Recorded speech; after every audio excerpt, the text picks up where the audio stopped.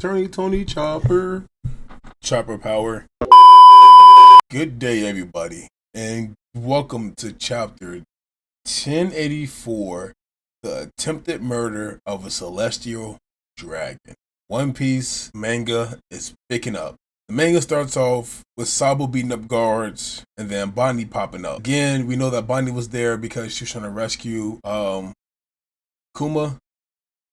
That's what we came up with as our theory with it a few chapters back when we thought about what was going on. And what ended up happening is that Bonnie actually spoke to Sabo. Ended up saying, let's skip all the small talk. We're after the same thing.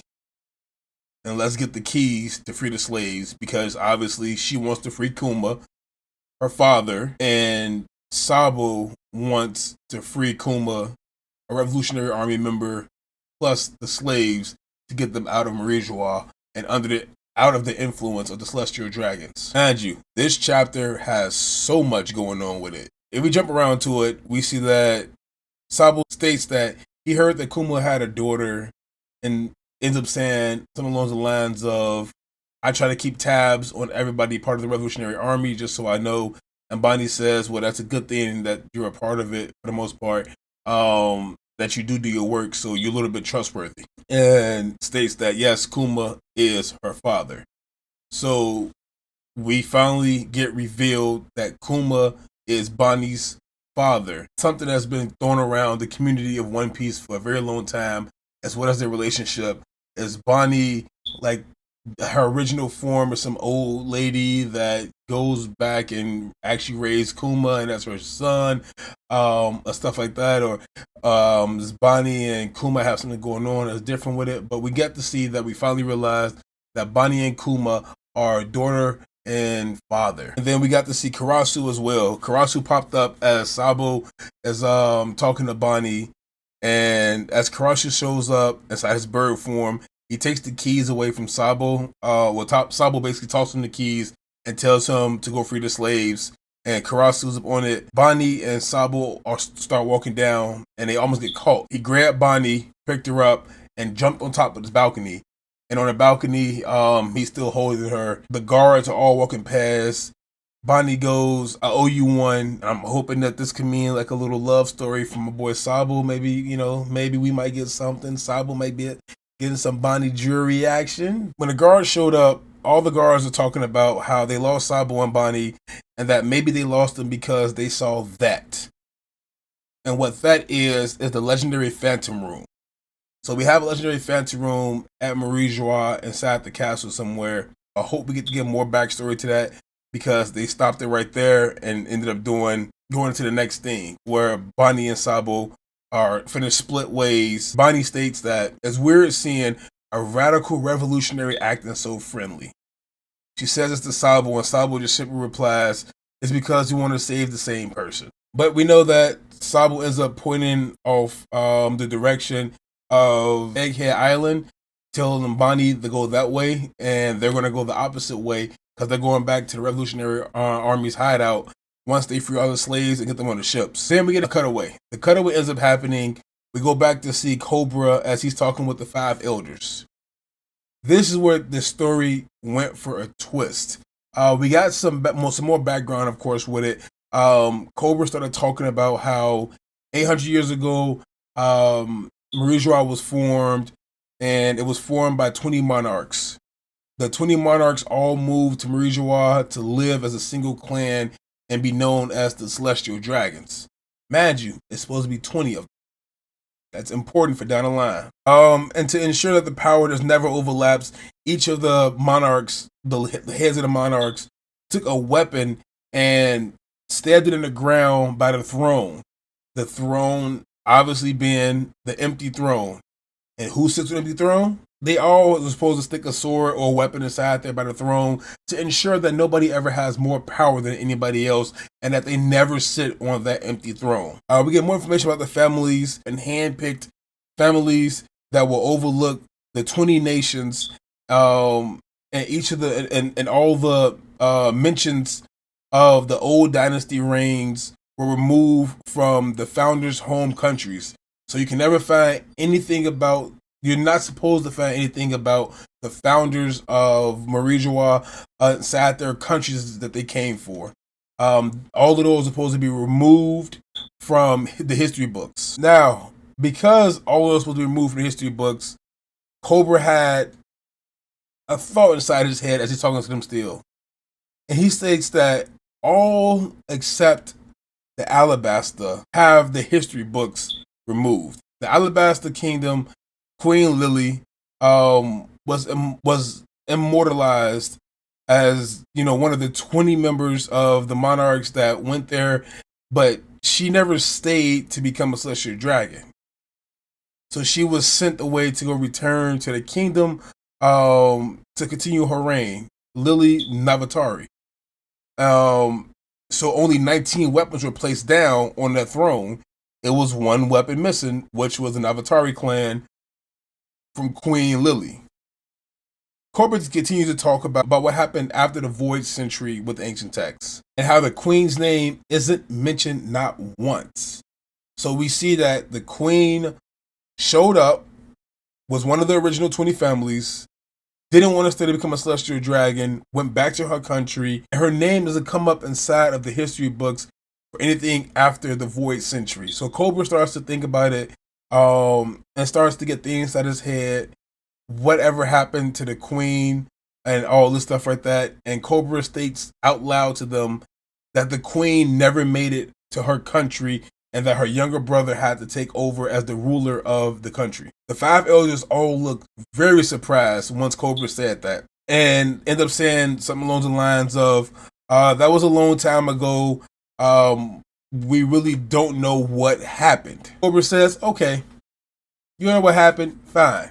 So then tell me what the meaning of the D is. The 5 elders all look surprised when Cobra asks this question. And Cobra tells them that a short letter was passed down from generation to generation through the Navatari clan that could be a clue. And as he states that, we cut back to the courtyard of Pangea Castle, and everything's in shambles. It's a riot outside. We see Kuma holding Shirahoshi up, and Shirahoshi's tied inside chains, and Kuma's been commanded by Charlos to take her, and that nobody would care. He also said that something along the lines of, you're just only fishmen, nobody really cares about you. Let's hurry up and take her, and he's gonna ride her into town every single day until he gets bored with her. Charlos, you are a sick individual trying to enslave Shirahoshi. Nobody enslaves Shirahoshi. Do not even think about enslaving Shirahoshi.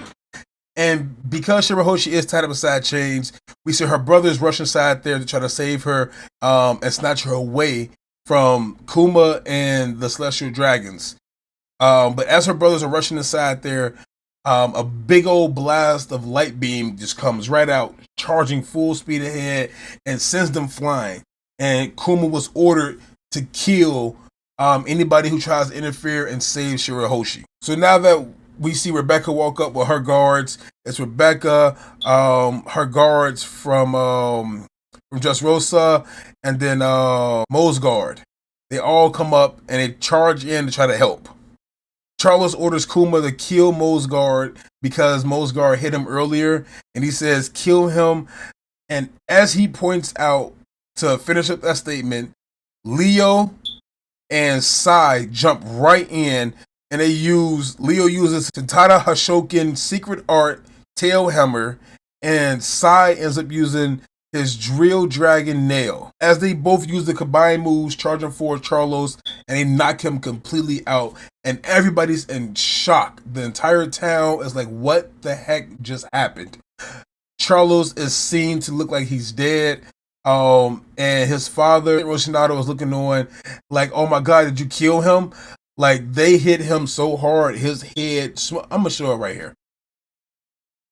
And as they hit him, everybody looks up, and we see Morley pops up after that, and he grabs Kuma, and he tells Kuma to stop. As Morley tells Kuma to stop, he doesn't have to, he tells him also that you don't have to listen to anyone anymore and to come home with us. Karashu shows up with the keys, and then tries to set everybody free. He's going in to the collar off, and then we get cut away. So as we see Karasu and Morley, the captains of the Revolutionary Army, two of the captains of there, trying to help take off the collar for Kuma to take him back home, we get a cutaway to the final scene of the chapter. And it's Im Sama walking up to the empty throne.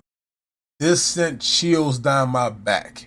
Because Im Sama is walking up to the throne, and you can tell it's like one of those slow motion walks where he's just like bouncing around. And we still see only a silhouette of Im. And as Im sits down on the throne, he just says, Lily. And it cuts off. We got to see some stuff in this chapter. Chapter 1084 brought to us a lot of questions. Some of the questions being just, what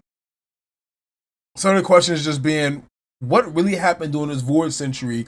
What was on a letter that was passed down for the Nefertari clan? And we see finally now that the reason that King Cobra is dead is because he asked too many questions. He was curious about what happened to his old queen, his family member, his ancestor. And everyone wants to know this now, because I want to know now what really happened during that Void Century. What happened on the route going back home? And why is it that it was such a problem that they had to end up killing her halfway home? Of course, she sent out the message in the bottle, and it made it back to the homeland. My brother took charge. I'm pretty sure that he's the one who kept it passing down inside centuries.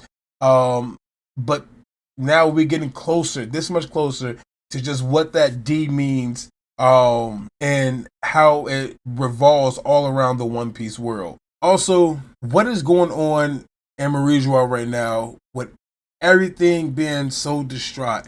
Charlos needed that whooping. Like, he needed to get hit by Leo and by Sai. That just had to happen. So what's to come of all of this? We're going to get this much closer in the next chapter. I'm hoping to see just what happened with Sabo. I know we're supposed to, we cut away a little bit from Egghead Island, and the stuff with Shanks and the stuff with Kid and Blackbeard and with Law, and the Straw Hat Pirate crew and the world government that's showing up. We might have a member of God's Knights heading to Egghead Island. But we want to see what just happened. So please, like I said again, keep those comments inside the section. Keep rolling through with it. And if you want to see a theory video, I'd love to take my time writing through them. I have good notes about them. Any theory videos that you guys have out there, or any just updates you want me to do with it, 12 is here for you. Stick tuned for more 1216 coming soon.